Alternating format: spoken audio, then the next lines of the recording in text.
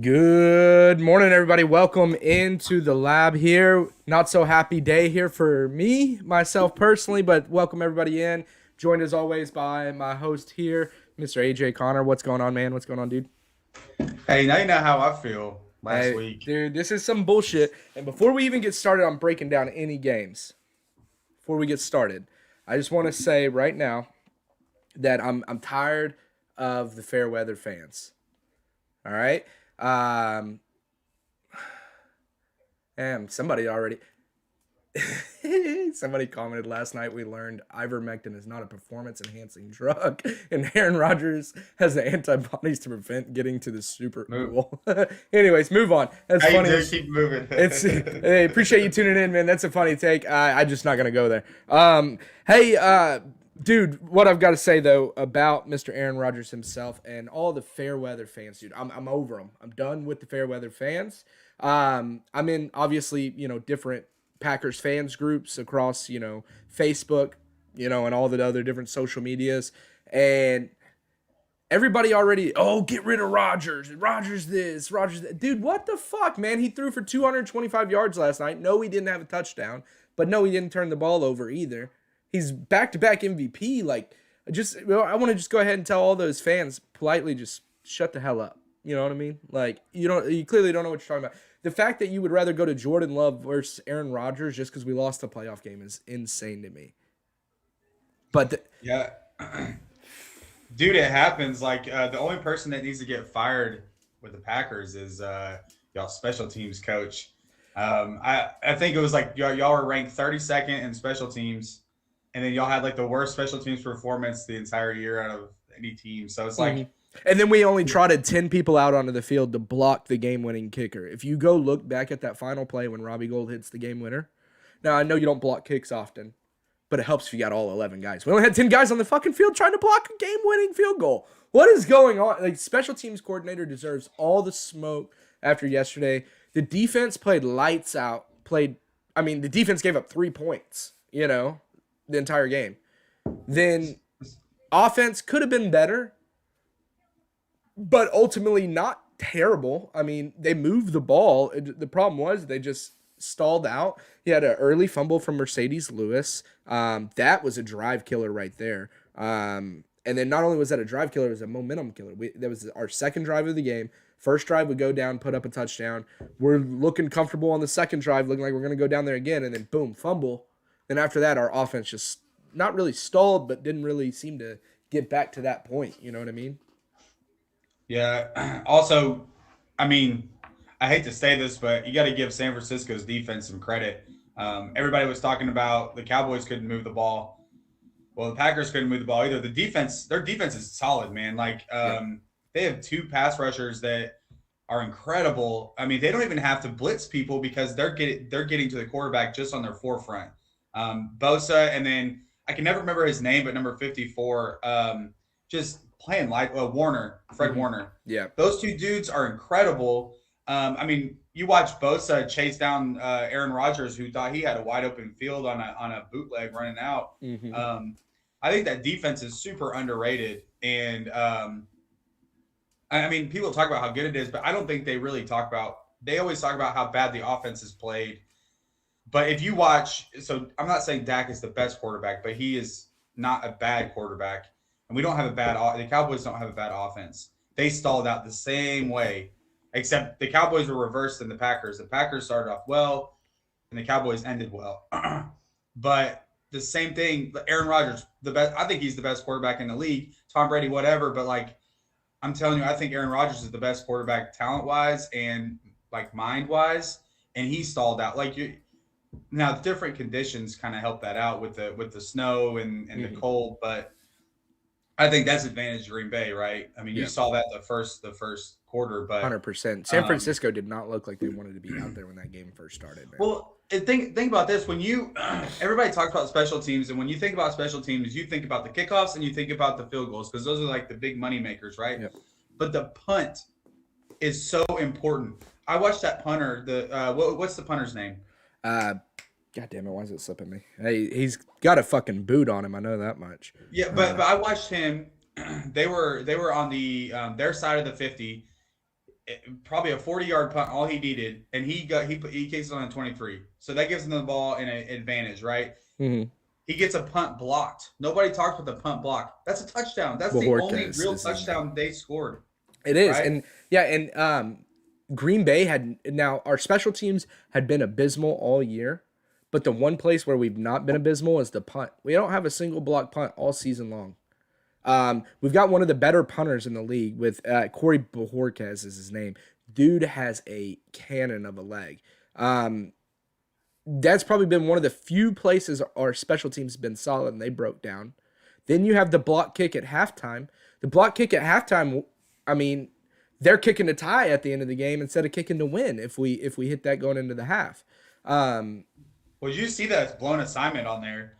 So Mm-hmm. with those field goal assignments, when they block, they come in like they create a wedge basically. Mm.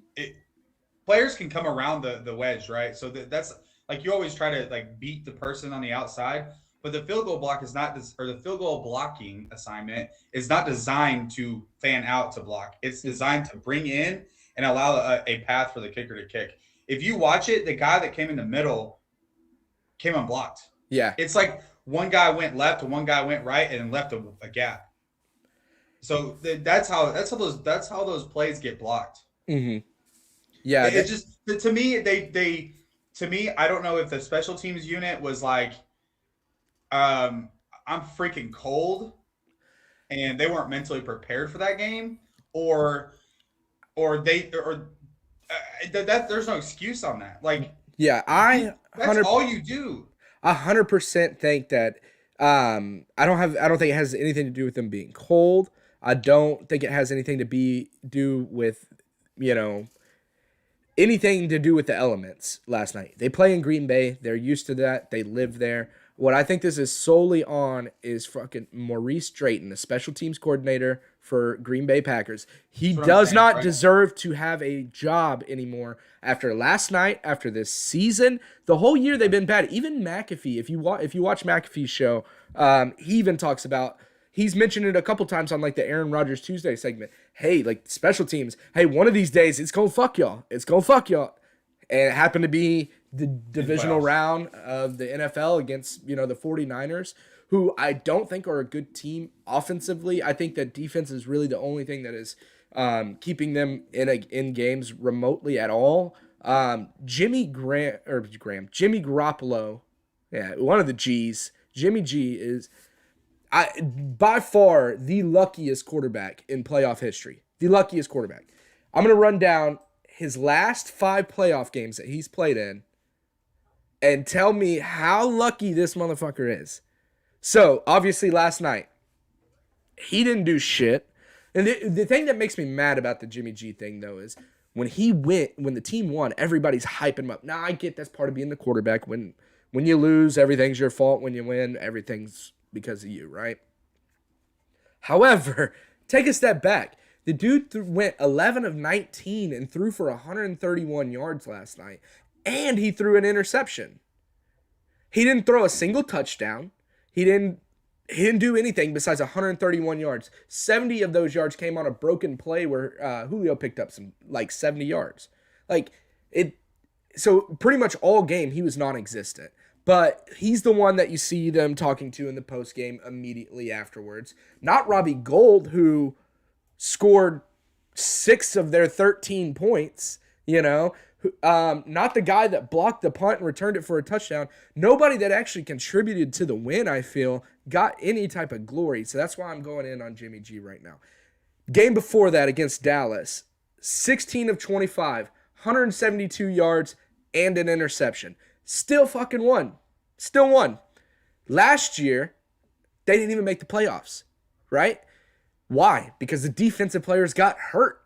They were injured like crazy on defense last year. They went 6-10. Shows you how good of a quarterback Jimmy G really is. Year before that, 2019-2020 season, before it goes into the pandemic, they made the playoffs. I believe they were number 1 seed on the NFC side, right? So they had home field advantage throughout. First game they play is against Minnesota at home. 11 of 19, 131 yards. Does that sound familiar? One interception. He did throw a touchdown in that game. I will give that to him. However, they had 186 yards rushing. Nothing to do with him, right? But again, got the glory there. Against Green Bay in the NFC divisional round that year, or divisional round, that was the conference championship round that year. He dropped back 8 times. He went 6 of 8 for 77 yards. They won that game on the back of Raheem Mostert, who went 220 yards. Then he goes, plays the Chiefs, throws 2 picks, and they fucking got their ass kicked by the Chiefs in the Super Bowl. In the Super Bowl, yeah. He is benefiting from everybody else on his team. Dude, get him out of here. Stop paying him that money. You got a rookie quarterback, Trey Lance. Trey Lance could do the same fucking thing with this team. Stop paying him all this money. Stop hyping him up. Jimmy G is terrible. 4 of his last 5 games in the playoffs, he's won. He's only thrown 2 touchdowns, but he's thrown 5 interceptions. Make that make sense.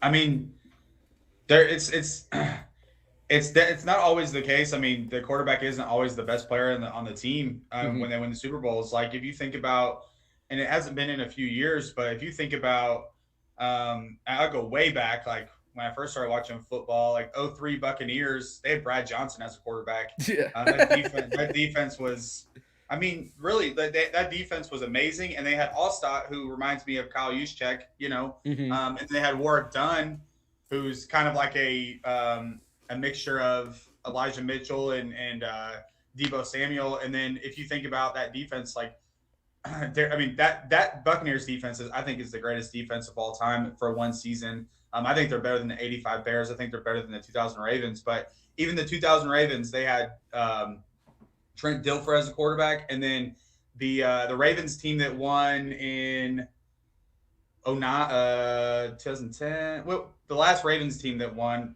Joe Flacco was the quarterback. Joe Flacco, they won based on Joe the quarterback. Flacco was playing very good that year. Let's not forget. I would say Jimmy G is not the luckiest quarterback ever, though. You know who the luckiest quarterback ever is Eli Manning. Okay. Here, let me hear you out on that. Eli's a lot more talented than Jimmy G, but he's the same type of quarterback. He doesn't. They don't win because of him. They win because of all the pieces around him. They had the all-time sack leader for a season with Michael Strahan, and they had Justin Tuck, and they had that incredible defense and Tiki Barber sitting over there. But he's lucky. I mean, he throws the ball up, dude catches the ball in his helmet. Like they catch Green Bay in the Ice Bowl too and beat them by 3 points. Like it's you see that that theme when that defense. They say defense wins championships. It's so true, and they say it's not the truth anymore. I disagree. If your defense can stop, the best quarterback in the league right now, I think, is Aaron Rodgers. I mean, we can argue that all day, but Green Bay set themselves up to win, and they lost because of a third part of the team. Everybody talks about offense and defense, but nobody speaks about special teams, which I think it's an equally important part. Absolutely. If your punt returner drops the ball and muffs it, it's a turnover right by the end zone. If you block the punt, it's usually right by the end zone. If you block a field goal, you're losing 3 points and then turning the ball over, possibly to return the ball. Like special teams is, and it also plays in field position. If you can pin somebody in the, within the 20-yard line, and if you can boot the ball all the way to the other side of the field and turn the field over for the team, that's huge. But nobody talks about that, and everybody wants to talk about how Aaron Rodgers didn't do what he needed to do. He didn't have a chance at the end. Correct. There were 2 minutes left, and they ran the clock down. Correct. What can Aaron Rodgers do at any point in time on there? They executed the end-of-game Aaron Rodgers play the best. You see all these teams always give Aaron Rodgers 30, 40 seconds, sometimes a minute and a half, whatever, and it never ends well for him. The 49ers didn't give him that chance, as they shouldn't have. I mean, kudos to them. I mean, at the end of the day, the Bengals coach said it best yesterday after their win, and we'll get into the Bengals in a minute, but in the locker room afterwards, he said, when you get to January football, all that matters is that you find no damn way to win. And the 49ers, they found a way to win. It was through their special teams. But at the end of the day, Jimmy G is still the luckiest fucking quarterback in the league, in the playoffs, ever. I don't care who the damn Bucks had in fucking 03 and shit. But he's the luckiest quarterback ever. Rodgers, and to all the and Rodgers does not need to leave Green Bay, all right? For all the fans that are out there, oh, we need to start rebuilding. You're a fellow friend of mine, but also a Cowboys fan. Tell me, how fun is a rebuild from the 90s? You know what I mean? Like, you guys have been doing it for a while. I don't think people realize, like, a rebuild does not mean, okay, all right, we'll be bad for 2 years, and then 3 years later, we're fucking killing again. No, like, it takes time. And I don't think, and we're kind of spoiled in Green Bay because we had 2 Hall of Fame quarterbacks back to back. We had Brett Favre, and then as soon as he left, his successor is Aaron Rodgers. You're not going to get Jordan Love's not going to come in and do that. We saw him play in the game where Rodgers was out with COVID. He looked bad, and it's with the team that Aaron Rodgers was able to get a #1 seed with. So I don't see why you get rid of him. I mean, I don't think the Packers are going to get rid of him on their own. I think he's going to leave. If they can't pay him and Devontae and still keep a team on the field, I think Aaron Rodgers is done. Well, the problem is his comments last night. He's still technically under contract right now. So like the only way he goes is if he retires or if he gets traded. Now, if we revisit back to last offseason, they came to an agreement that they were going to void the final year of his contract, which is the 2023 season. So he's still under contract right now. And I thought it was ending this year. I was incorrect whenever I thought that. It's actually he's still under it for this next year, but they basically voided the final year of his contract and then made this upcoming year the final year, but they said they were going to revisit the trade talks come the beginning of the offseason. So, I mean, he could very well be going elsewhere. I mean, if traded, if he's still in that mindset, I think after going on the run he did, I think the front office bending to him the way they did this year, I don't think he goes anywhere unless he retires. But at the end of the day, yesterday, that game wasn't on him, in my opinion. I think ultimately what swung it for me the most yesterday, and I know I've been talking a lot, and I'll let you get some words in. I'm sorry. I'm fucking hyped, bro. I'm pissed. I know, it's your team, man. Pissed off. Rodgers threw for over 200 yards. Not on him. He got us in. I think would a touchdown have been nice in there? Yeah. But at the end of the day, 200 yards in a playoff game, I'll take it. With no picks, right? The biggest blunder to me, or not the biggest blunder, but the blunder that's kind of going unnoticed, I feel, is the fumble from Mercedes Lewis in the first quarter on the second drive. We looked like we were very much on our way to go put more points on the board. Maybe 10, maybe would have been 10-0 at that point. Possibly 14-0 at that point. If we score on those first 2 drives, and we definitely looked like we were going to, think about all the momentum. That Green Bay Stadium's rocking at that point. It was already loud, but then it's even more loud. You got all the momentum. It kind of, I don't want to say it breaks the spirit in the first quarter, but it definitely fucking wears you down a little bit to realize, oh shit, we're 6 minutes in the game and already down by 2, right? So that's a huge fumble. And then the second biggest one is obviously the block kick at halftime. Everybody's looking at the block punt, and I think the block punt was huge because obviously it allowed them to tie it up at the end. We make that kick at halftime, no block, no miss blocking assignment or anything like that, and we're up 3 even with the block punt at the end of the game. Now, granted, they would have been kicking to tie, but, I mean, we're going to overtime at that point. I like Rodgers in overtime versus Jimmy Garoppolo. Yeah.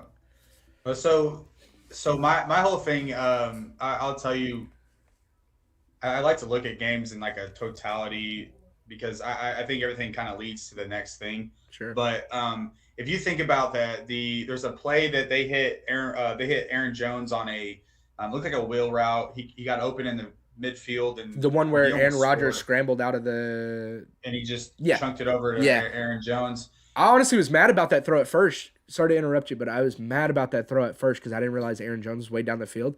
It was a 3rd down play, and Aaron Rodgers literally could have picked up the 3 yards to get the first down right there, and then he bombs it. I'm like, what the fuck are you doing? And then I saw Jones was wide open. I was like, oh, okay, I trust you. Yeah. So, and that's, exactly. But they don't score a touchdown on that play. Mm-hmm.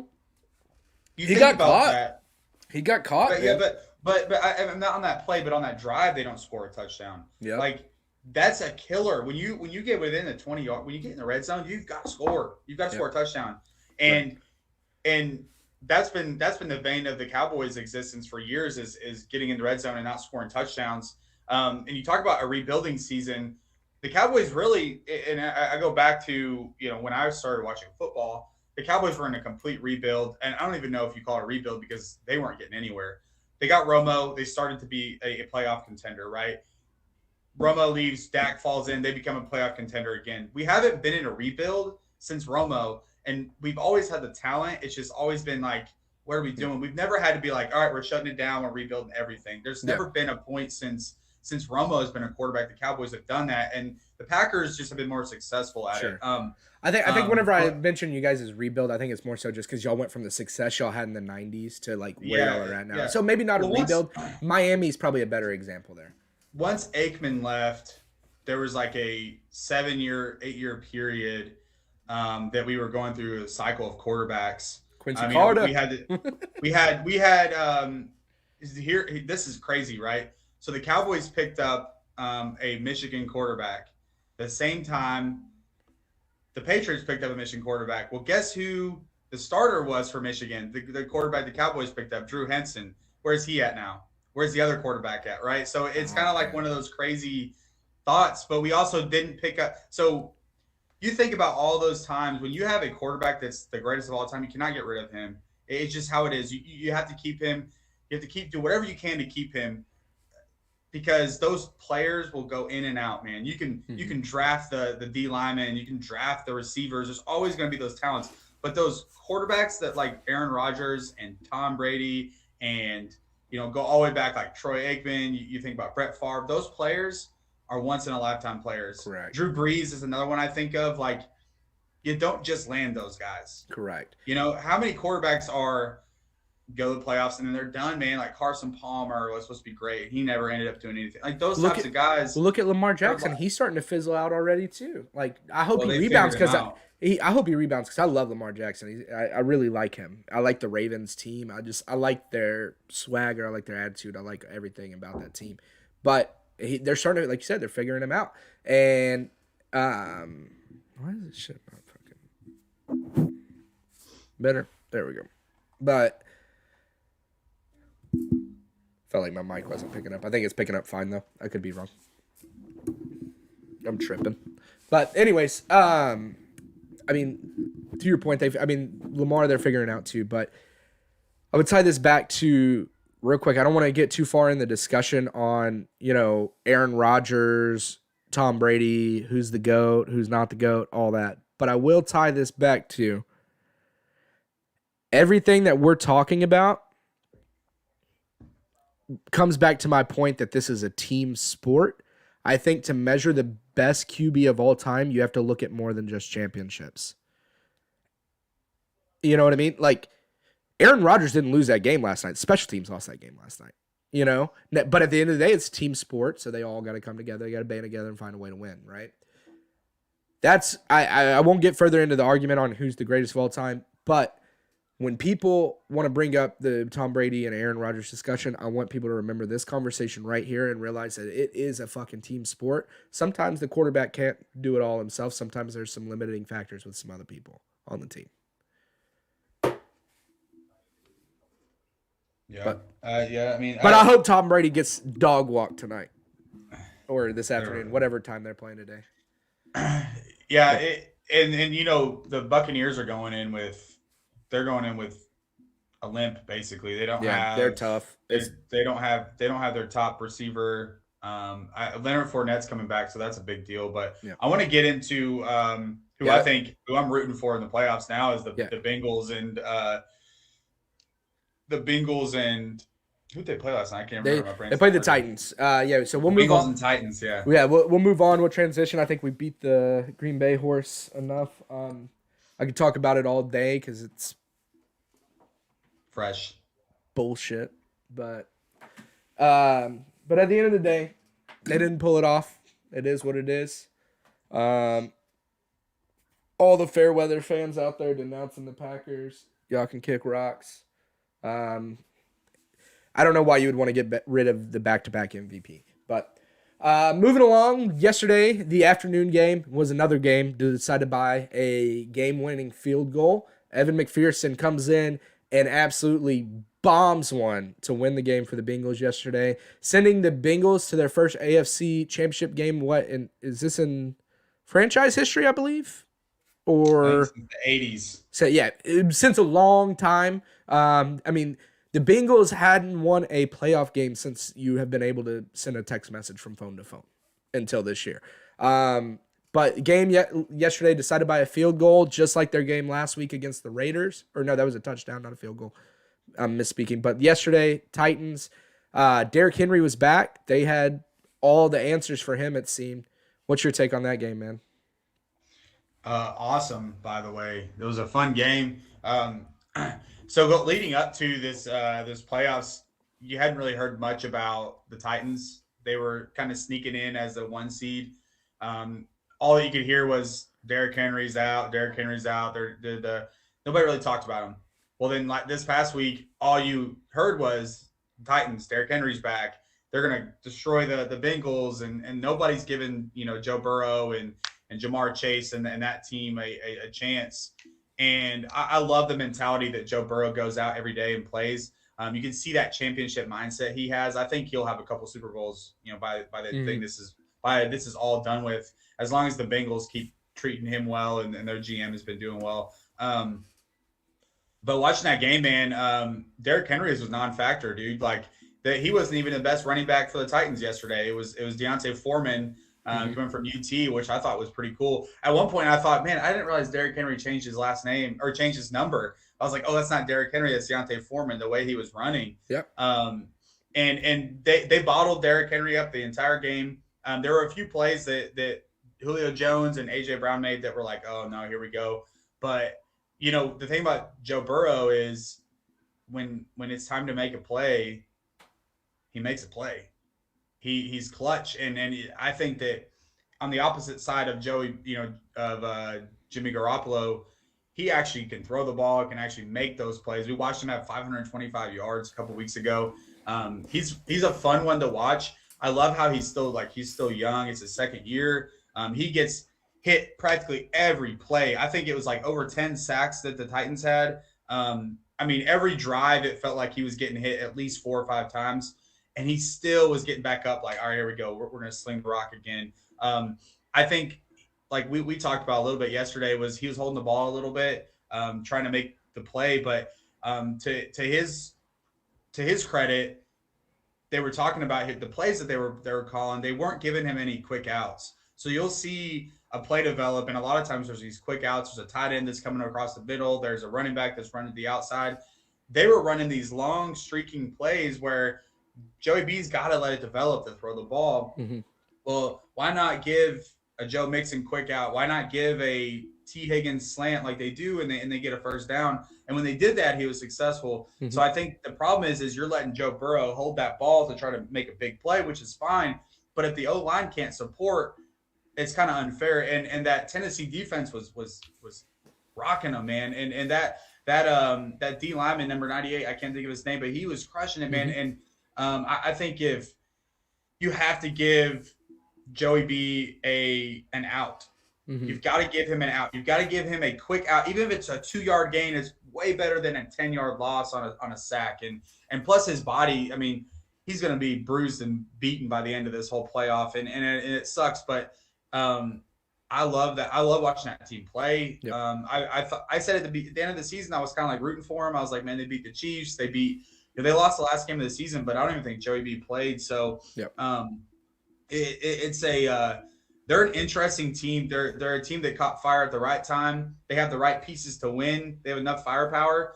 But the thing about them is they're a very balanced approach. They have 2 good running backs. I think Perrine's pretty good, and I think Joe Mixon's awesome. And then they have 2 great receivers, and they have a really good tight end that nobody talks about, Uzama. Jamar Chase, T. Higgins, that team is – and on the defensive side, their safety was crushing it. And then, obviously Hendrickson is an awesome player. As long as that defense stays somewhat healthy and they can manage, I think I don't see a problem that I don't see any problems they have.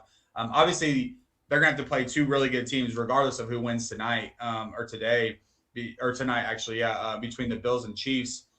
Those are 2 tough teams to play, and it sucks for the Bengals because they've already beat the freaking Chiefs earlier this season. So, yep. The Chiefs are going to have some tape on them. So, and it's going to be tough to beat it. It's tough to beat a team twice. Yeah. First and foremost, I want to say when we were talking about the Packers game, I apologize to everybody listening. I mentioned Julio Jones making a catch. I was completely off base there. I'm mad, everybody. I'm mad. I was confused. But no, this game yesterday, the Bengals and Titans game. Honestly, I enjoyed watching it. I really did. It was a defensive slugfest for the most part. And to your point, man, dude, the Bengals got to do something about their O-line. They've got to do something about their O-line. Joey Burrow got hit, 11 times was the sack total? And then however other many times he actually got hit, but not sacked. I mean, he can't stand up to that. And Still won. They still won. Yeah, no. Yeah. But, like, for the Bengals' sake, I'll say this. I know that we say it's hard to beat a team twice. I think that they better hope that they're playing the Chiefs because I think the Bengals going up against the Bills defense with their pass rush, it's going to be a Tennessee weekend all over again. Joey B's going to get annihilated all game and have to hang in there and figure it out. And, kudos to him. He did figure it out. I'm on the bandwagon with you as well. And I am on the bandwagon for the Bengals. I like Joe Burrow. I like the swag that they play with. I like that hooday, whatever it is that they're saying. I don't know what all they're saying when they do it, but it sounds cool. And they just look like they got a lot of swag, but I like the way that hold on. My shit's being stupid. Hello. There we go. My mic was real low. I was having some technical difficulties. But anyways, though, I think that with that team, I like their swagger about them. I like Joe Burrow. You wouldn't think that this is his second season in the league, and you wouldn't think that first season that he was in the league, he got hurt and didn't play really any of it. I mean, I will say some of the sacks that he took yesterday are a little bit on him. To your point, why not have a quick out to Joe Mixon or, a quick slant to, Jamar Chase or T. Higgins or somebody like that? He needs to have a quick option. Not everything needs to be down the field because he's holding on to it and he's getting cream back there, to be frank. And I think that if they play the Bills, I think that's going to be very, very tough for him because it's going to be another week where he's just going to get his shit kicked in for 4 quarters and have to still win a game. I do like the Bengals, though. I am on their bandwagon. And I like that all year, they're saying, why not us? Why not us? I love that mentality. And after the game, Uzmata or whatever the hell his damn name is, the tight end, in the locker room, I love what he said after the coach gave his speech, gave out the game ball to Evan McPherson, ice in his veins, you know what I mean? Probably the best young kicker in the game. That being said, yeah, best young kicker. Not the best kicker, but the best young kicker. Possibly the best kicker right now. I mean, he's doing well, but not the best. Anyways, Uzmata or whatever his name is, afterwards he said, it's no longer why not us. He goes, it is us. We are them motherfuckers. Pardon my language, everybody, but that's what he said. Dude, I was fired up when I saw that, and I'm like, all right, I'm on the Bengals train. If they go to the AFC, if they're the AFC rep, I'm pulling for them all the way. I mean, my Super Bowl pick now is already spoiled. I had Buffalo and Green Bay. Buffalo's still possibly in it, but, that Bengals game, man, that was a good one. Yeah. 2 great games yesterday. I think we got 2 good games on the horizon today too, man. Yeah, and Rams and Bucks, there'll be a fun one, and then the Chiefs and Bills. I think that's the one to watch. You could possibly see the Super Bowl champion come out of that game. I don't know if the Bills win, I don't know who stops them. I don't think any of the NFC candidates can stop them. The Bills are just. They have so many weapons, and Josh Allen is incredible. He's an athlete, and you know what? The Chiefs too. Like with Patrick Mahomes, he's still nobody talks about him much anymore, but he's still an incredible talent. They've got Travis Kelce and Tyreek Hill, and everybody's talking about Tyreek Hill. It's not the same. It's like, well, he's getting double teamed every play, so they've always got a safety cover over top of him. So they kind of figured that game out. But I think if you move Tyreek Hill around, like the 49ers do Deebo Samuel. Yeah. They're a very similar low center of gravity type of player. Mm-hmm. I think you can make more happen. Put him in the backfield, put him in the slot, put him on the outside. Jet sweep with him, Move it. And I think the Chiefs are are lacking, which is weird in creativity and play calling. Like Mhm. you want Patrick Mahomes to make those crazy throws. Well, why not just give the ball down to Tyreek Hill? Yeah. Check the ball down to Travis Kelce. He'll get open. He can make somebody miss left or right. That kind of thing. Yeah. Exactly. I mean, I think the Bills, man, have what it takes at this point to go win it all. I mean, every team that's in it at this point obviously has what it takes to win it all, right? That's why they're there. We're down to the best 8 teams in football right now. Well, we were before yesterday. We were down to the best 8 teams in the league, and well, or 8 teams to get there. Um, but look at the Bills, man. Since they lost to the Patriots back on December 6th, they lost to the Bucks the next week in a very close game in overtime. Then after that, they've been on a tear. 31-14 against the Panthers. It's the Panthers. Then they come out and beat the shit out of the Patriots, 33-21. Then 29-15 against the Falcons. Again, Falcons, Jets, 27-10. I think they got a lot of easy games at the end of their season that help restore their confidence. And you saw it when they came out against the Patriots last week and beat them 47-17. I think they're in for a lot tougher test today. I've been saying along, I think the Patriots were fake news, man. I don't think that they were as good as their record, indicated. I think they had some moments. But with the Bills and the Chiefs, man, I think they've got their hands full. The Bills defense, while they did do well last week, they got a completely different quarterback to go up against today. But yeah, no, I don't. I didn't know if we were done with talking with the Bengals or not. I kind of moved us on. I apologize if you want to go back to the Bengals conversation. No. I'm fucking high on the Bengals, man. I like the Bengals, man. Like I'm ready. I was gonna make a point. I'm not an offensive genius or I'm not an NFL guy, whatever. I'm not a coach or anything like that. But just watching the Bengals and just the painful offensive line play and the painful sometimes play calling for them. If you just move him out of the pocket, like run some of those bootlegs, run to the right, run to the left, make the D line shift over to him. Mm-hmm. I think he could really help him out. And then leave a running back there. Maybe put a tight end in the backfield so he can pick up a block. You know what I mean? Yeah. Like you're running 5 wide and you're leaving Joe Burrow as an open target for those guys just to bull rush and take him out. And I think that's the key to the game. And then moving over to the Chiefs and Bills, because I think that's going to be a wild game. It really comes down to how well can the Chiefs defense contain Josh Allen and Stephon Diggs and Devin Singletary. I mean, you watched them absolutely, obliterate the Patriots, and that score could have been 100-0. It felt like. I mean, it looks like they let off the gas a little bit, but now the Chiefs are a different beast than the Patriots are. The Patriots were kind of there, like hey, we're here, but we just kind of got lucky. But the Chiefs are real, man. They started picking up at the second half of the season. We already know who they have, what they have, and it seems like they're only getting healthier. It seems like Patrick Mahomes is relying on Travis Kelce now, which I always thought the entire season they should have anyways. Yeah. He's the most consistent player they have, and he can break the game in a minute. And same with Tyreek Hill. At any point in time, you can score a touchdown. And I don't think the Bills safeties will allow that. They have 2 All-Pro safeties sitting back there, which I think really changes the game for them. Yeah, man, this one is tough to call, right? I think the spread on this one's like 3 points, so I think they're giving that for the on this one. I don't know which way it's going. I can't remember. I think that if I'm not mistaken, I believe the Chiefs may be the dogs in this, which is really crazy to me because they're the number 1 seed. I could be wrong on that. I have to double check that. Fact check me on that. But dude, I don't know how to call this game, man. Like the Bills, they came out and they've been putting it on people. Appreciate you tuning in as well, Caleb. I just saw your comment.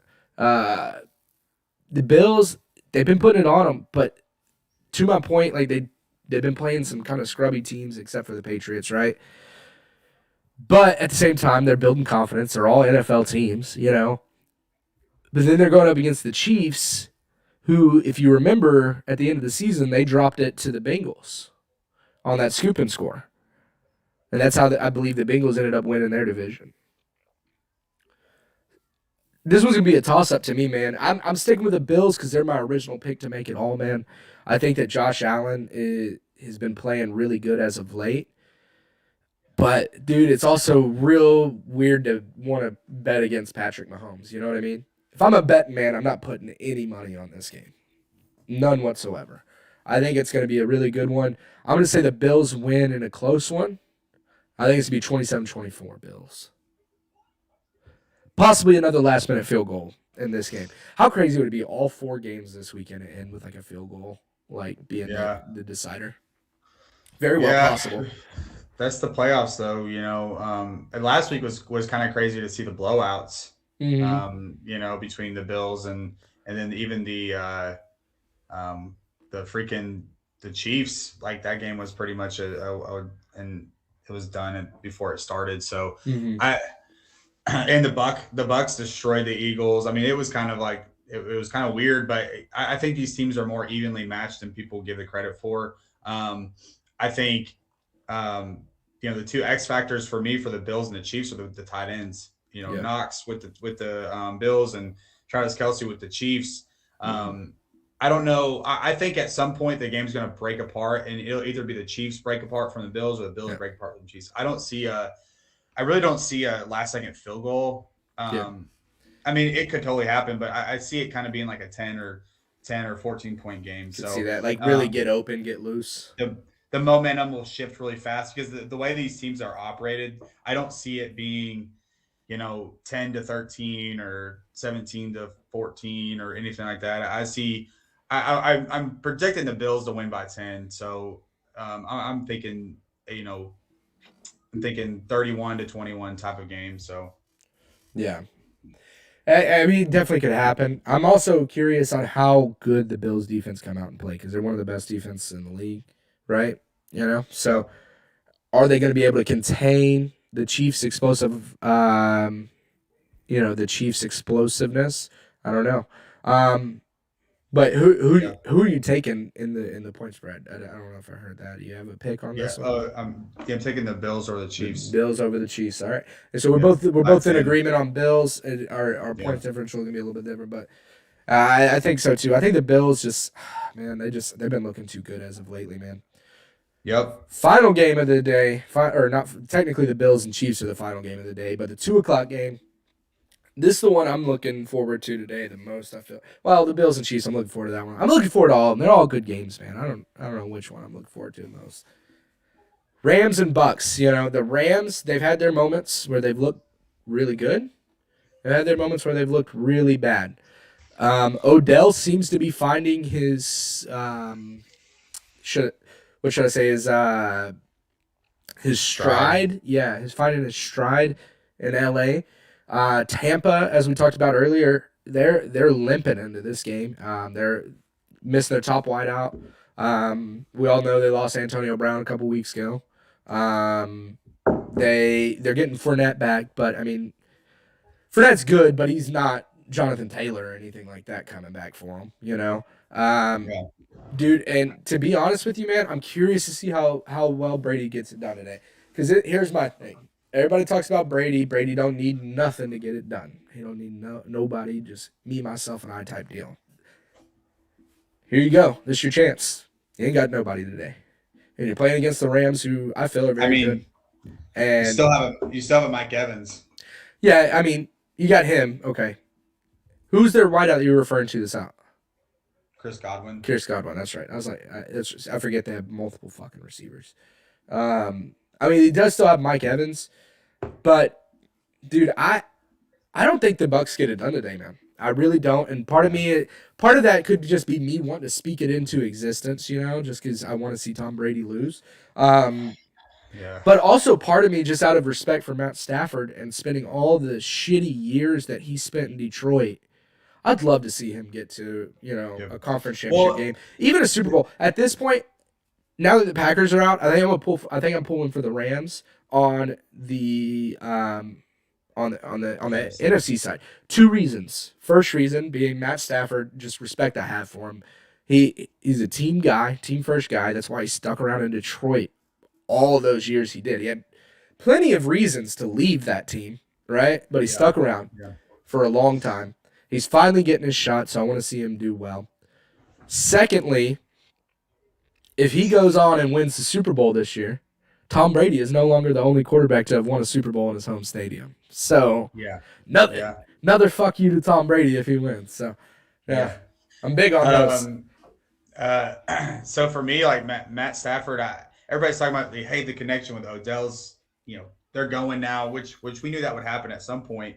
When was the last time Odell had a real quarterback to throw to him? I don't think he's ever had a good quarterback to throw to him personally. Right. Sorry, Caleb. I know you're a Giants fan, but Eli Manning he's not the best. So, and he won some Super Bowls, but we talked about luck earlier. But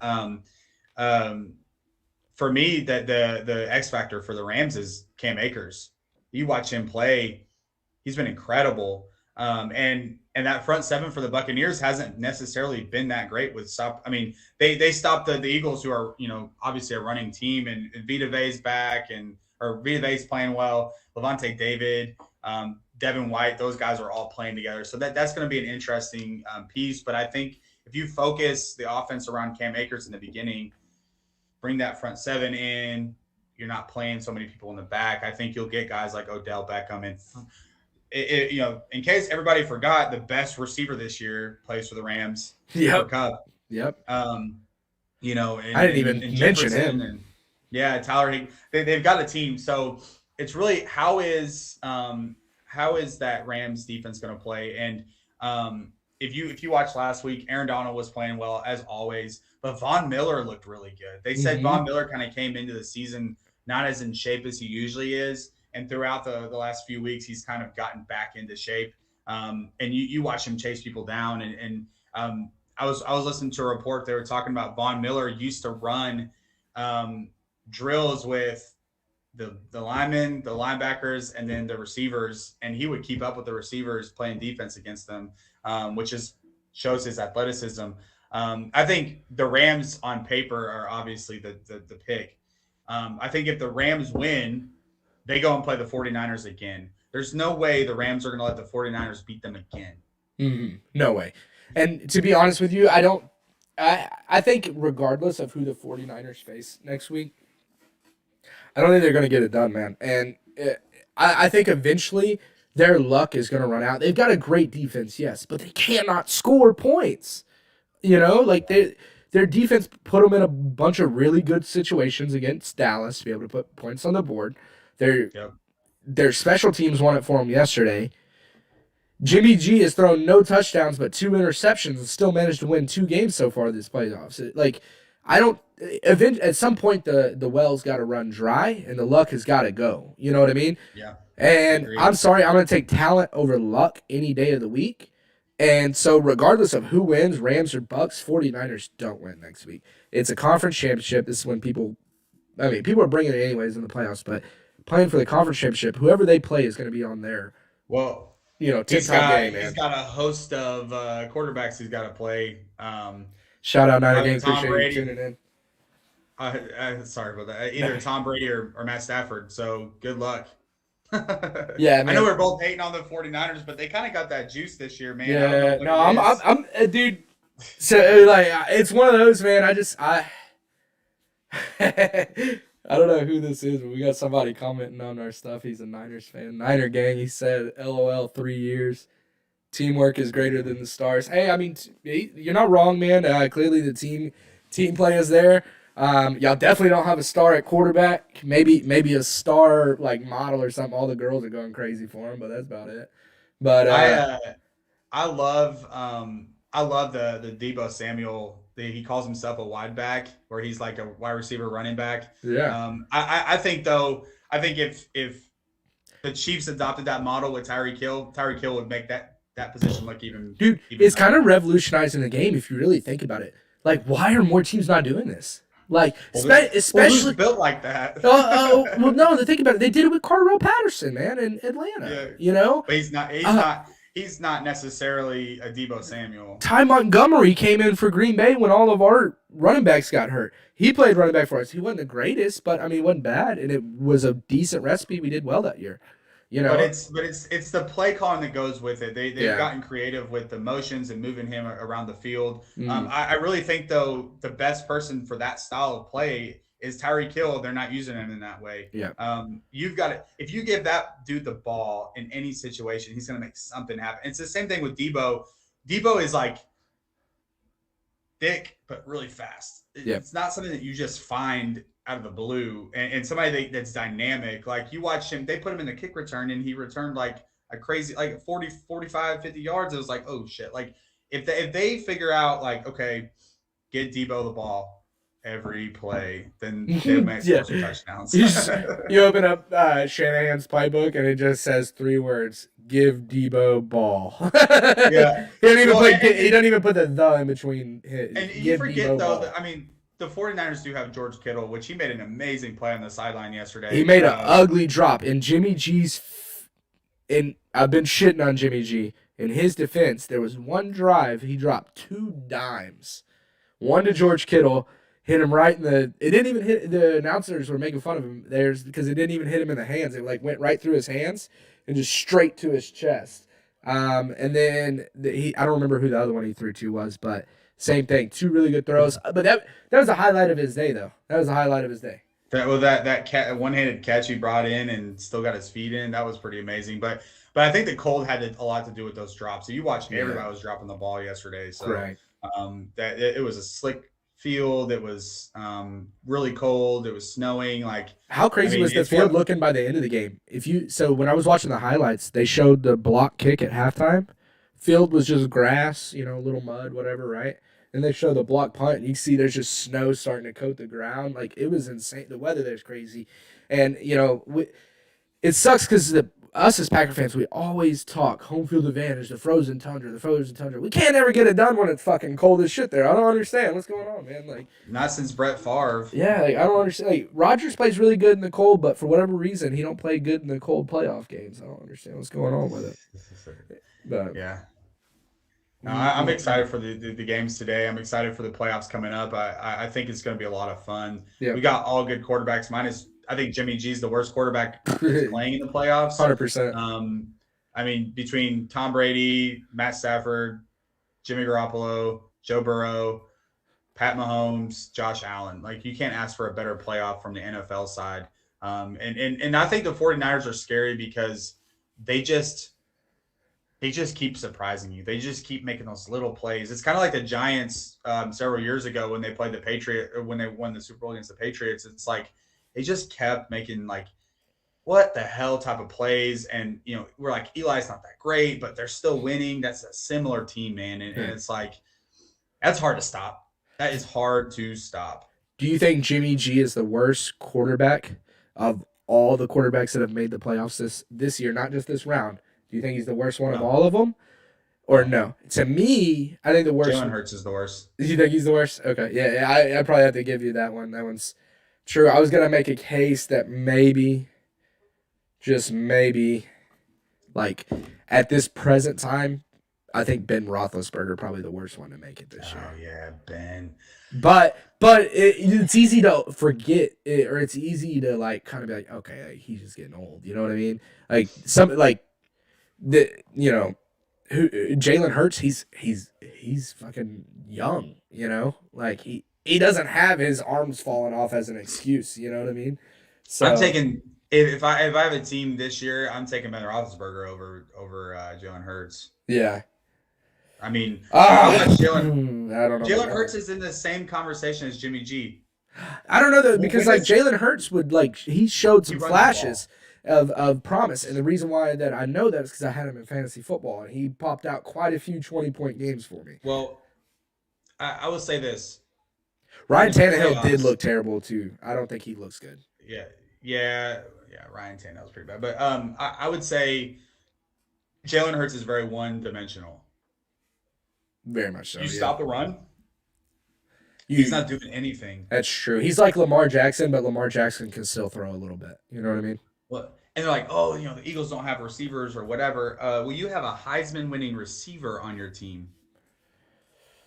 True. You have 2 first-round draft picks, 2 first-round draft pick receivers, a really good tight end, 2 really good running backs, and you get dog walked in the playoffs. Yeah. Circling back to the Bengals receivers, dude. Did you see that play with Jamar Chase when it was just a little screen route? He broke free on it. I think it was maybe like a 40, 50-yard gain that he got on it. Literally, he pumped his feet like 3 times, and then instead of like acting like he was exploding out of the route, he literally just took a step back. And dude, footwork, route running, man, like I just seeing that, like seeing him, you know, like I thought he was going to explode out of his route when I was watching the replay, even though I knew what happened, And then that corner didn't stand a chance. How many times did they get him the ball yesterday? The Bengals. They got Jamar Chase 5 receptions for 109 yards. You need to give him the ball more than 5 times, in my opinion. They tried. I know that they're trying, and Jamar Chase needs to be a focal point of that offense. He had 5 catches for 109 yards. 11 times Joe Burrow was in the dirt eating sand. Yeah, true. That's going to be number one. Times. You got to protect your quarterback first, then decide on how many times you're going to throw. 11 damn times. You think about Jamar Chase is a focal point of the team. He had a game where he had 200 plus yards and 3 touchdowns. Yeah. I mean, yeah. I played that in my fantasy championship, and I lost by 0.5, by 0.25 actually. Mm-hmm. So, like, to say he's not a focal point in the offense is crazy because Joe Burrow was running for his life yesterday. Yeah. He was literally every time he was getting the ball, if he wasn't getting hit as he was throwing, he was in the ground eating dirt, getting sacked. Up until the fourth quarter, though, Jamar Chase only had 3 receptions at that point. That's my thing. It's like it kind of comes back to like the Cowboys and CeeDee Lamb. Like you got to get these guys involved earlier. Like they won, yes, and I'm very much still on the Bengals bandwagon, but they've got to get Jamar Chase involved in the game early. And to your point, it starts with protecting Joe Burrow. He's got to be able to sit back there and read the defense, make the decisions, right? And he's not getting that time.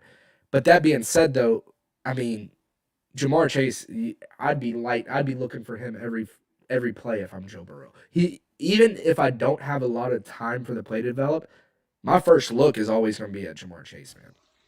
Something that's interesting too is I was hearing somebody was like, oh, Joe Burrow, he came from LSU. He doesn't know how to play in the cold. I was like, the man's from Ohio. He played at Ohio State. He actually played at yeah. I was about to say yeah. So okay, that's a moot point. But if you think about it, the AFC side there's no domes left. Mm-hmm. It's all outside fields. The Chiefs, the Bills, the Cincinnati Bengals. The only dome left, and it's not even a dome, it's a canopy, is LA. Because Tampa plays outside. The Rams play inside. Yeah. The San Francisco 49ers play outside, and they're not going to have a home field at all the rest of the season. So, and then they're playing in LA, for the Super Bowl. So that's the last game that's going to be inside, and it's going to give an even playing field to everybody. Mm-hmm. And I think Joe Burrow plays extremely well when the conditions are favorable. 100%. There's no excuses for it being cold. The offense tends to not run as well when it's cold. It seems like players are slipping, that kind of stuff. But I think weather kind of is gone now from being a factor. You're not playing in Green Bay yet. Correct. Buffalo. If you play in Buffalo, it could get wild. But yeah, they're not. They're in Kansas City. So they're in Kansas City. Yeah. So and Kansas City's. Let's see what the weather is. Be snowing, but and you know what's weird? I found out yesterday, by the way. I don't know if you know this, but fun fact for everybody: Kansas City's Arrowhead Stadium is actually not located in Kansas. Yeah, it's in Missouri. Yeah, it's fucking weird because Kansas City is in both states. It's kind of like Texarkana here. I traveled. Megan and I went to Kansas City. We were driving back from Arkansas, my sister's wedding, and we went to Kansas City. And we wanted to go see the stadium. She wanted to see the Royals Stadium, and I wanted to see the Chiefs Stadium. They're both like right next to each other. Mm-hmm. And we were driving up, and it was a Sunday. I didn't even think about it, but it was in October last year, and there was a freaking game that day. So we were driving up to see the stadium because it's kind of historic. It's like a 70s relic. And they Arrowhead were like, Stadium. "Oh, there's a game going on," and I was like, "Is there? Can we just drive through and go back?" Because we were stuck, and so they put a big X on my window and made me drive around the tailgate. I was like, "That was a horrible idea." That's awesome. But you Yeah. know what's crazy though? Like I found that like I know like I'm getting off topic here a little bit, but with the stadiums, they're not the only one that does not play in the state though. That the only difference is they are Kansas City. Not, their name is not the Kansas Chiefs or the Kansas City Chiefs, and there is a Kansas City, Missouri, There's Kansas City, Missouri, and a Kansas City, Kansas, Kansas. right? Right. So, and they both are basically the same city. It's just they're split by Yeah. the state line, The right? downtown splits the cities. Yeah, but what's crazy is they're not the only team like this. The New York Giants and New York Jets, they play in New Jersey. They're Yeah. it is in the shadow of New York City. You can see all the skyscrapers and shit because it's literally just across the river there. But if you look up their stadium, it is in New Jersey, not New York. And that's why some of the people that live in New York, they were frustrated with how bad both teams were this year. And apparently a petition started to remove New York from their names.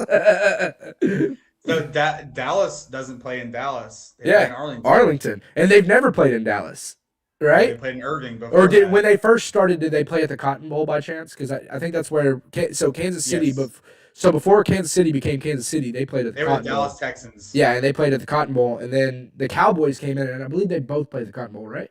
Yeah, not very long. The Yeah. Cowboys built Texas Stadium in Irving. Correct, and then they went out to Irving. And we want to know what's crazy is the Jerry Jones wanted to move it to Dallas, but the Dallas mayor, the female, I can't remember her name, she denied it. She I said don't no, understand. which is crazy. Like, I They mean, would have built it in Fair Park. that would have been insane. Could you imagine, like, Imagine going Mavericks, there? Stars, Cowboys. Oh Yeah, my gosh, that would yeah. be nuts, man. But Yeah, now I will say though, they moved it to Arlington. I think so. Irving was cool because like they're the only thing in Irving, so like they are Irving at that point, right? yeah. Arlington, I think, was a cool move because now you've got so much different shit right there, right? You've The got Texas Live. you is got super Texas cool. Live if you want to go Yeah. like pregame or even postgame there, right? Then you have Globe Life. So depending at what point in the season you're at, if and how good the Rangers are doing, you could possibly have Rangers games going on at the same time. Then right next door you got Six Flags. You go ride a roller coaster, or you Hurricane could Harbor. Hurricane Harbor, catch you a water slide. What? Yeah, let's go. You know, but like, I mean, they just added to that little area in Arlington too. Well, to make it and even Globe better. Life also ballpark is still there. Correct. They're doing concerts. They do football games. The I went to a XFL was Rangers playing game. there. RIP. I went to a Rangers game. We went to Texas Live before. I was grabbing a beer, and everybody was wearing Tarleton shirts and hats, and I was like, "What's going on?" Well, apparently Tarleton was playing at the Rangers Mhm. at the ballpark, and they were like, "Yeah, we're playing some team we don't know or whatever." And I was like, "Oh, they're D1 now." Yeah. Well, now Commerce is going to be D1 next year, so that's going to be interesting. Did Hopefully, did Commerce play this year at the old stadium too? I thought they had a game there, and then They did, they had the yeah. Army Navy game there Midwestern. too, didn't they? yep. The Army Navy game was actually at Globe Life. Yeah. Oh, at the dome. Yeah. Oh, okay. I thought it was at the outside stadium. It was after the season. Gotcha. I went to one of the last home games of the season, so I will say Um, those places right there though are a fucking nightmare if you are leaving and both games in at the same time. traffic. I'll never. Yeah. I went a couple years back. I took Finley to and wife to a we went to the Michael Young retirement game, right, where they retired his number. Well, next door at Jerry World, Auburn and Oregon were playing, and I remember it was like the 8th inning, and my wife goes, "Hey, like the game next door, they got like 2 minutes left. Like we may want to get out of here." And I was like, no. Like, well, this is a close game. Like, I mean, like Elvis, I think he like he didn't steal home, but he like real close play at home. They had to review it. And I looked at her, I told her, I said, if we tie it up in the 8th inning, we're staying for the 9th. I said, if we're down by 2 still at the end of the 8th, we'll go ahead and get out of here. Well, we tied it up, and then we ended up winning in the 9th, so we stayed. I ended up in the doghouse for that one because we stayed about an hour and a half in the parking lot trying to get out. It was crazy. It was like they weren't prepared, man. So like we're in the parking lot, and of course we parked on the side closer to Jerry World because I didn't realize there was a game going on over there. And then they had nobody out there like directing traffic or nothing. It was just everybody trying to, get in on each other Exit, and yeah. exit. And of course, some people are assholes, don't want to let anybody go. Really, for all y'all out there that don't know, parking lot etiquette for leaving an event, every other. You go, I go. You go, I go. You go, I go. So on and so forth. But no, everybody wants to go doom, doom, doom, and then everybody on this side sitting there. You know what makes that exit out of the stadium area so bad is those lights on the service road. Yep. They're not like timed very well. So like the green, like trying to get onto the highway onto is it 30? Yeah. I-30, right? Trying to get on I-30 right I don't there. know. I could be wrong. Anyways, whatever highway's right that there. That highway right there. They got a lot of construction too.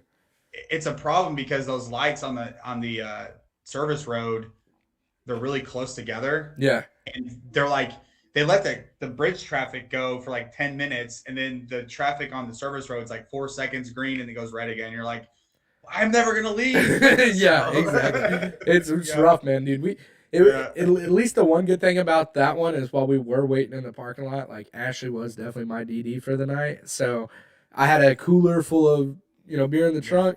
And we weren't moving, so I was able to get out, go grab one, Post tailgate. Yeah, it was a post-game tailgate, basically. So it was a good time, man. But, all right, circling back to the Rams and Bucks, though. Who are you taking on this one? I got the Rams by 7. All right. I'm going to say Rams 14. I think the Rams are gonna take it to the Bucks today, man. I actually, let me change that. I forget. I'm discounting the Bucks defense right now. They got a good defense. Because I want to speak this into existence, and I want I'm manifesting this. Okay, really in touch with the manifestations.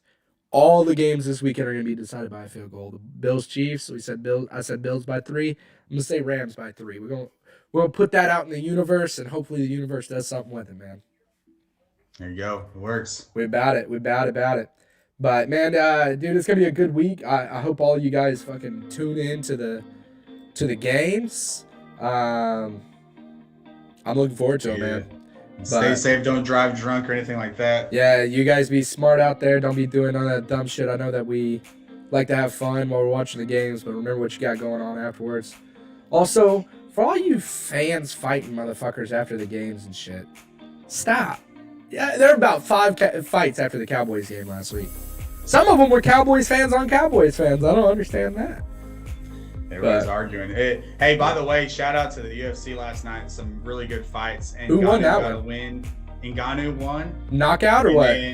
No, it was a unanimous decision. Well, I'm glad he beat Gon because he beat my boy Derek Lewis. And then Figueiredo beat Moreno, and he becomes by unanimous decision, becomes the first 2-time flyweight champ in UFC history. So it was some good fights on a huge card last night, and I just didn't want to pay $90 to watch it. I'm with you on that, and I think unfortunately, like the UFC, they had a great fight card last night. I paid absolutely zero attention to it.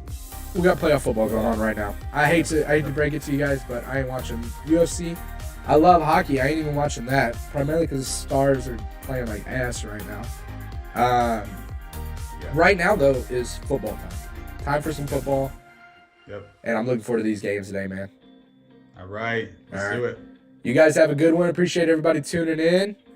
Till next time, everybody. Y'all take it easy. Peace. Hell yeah.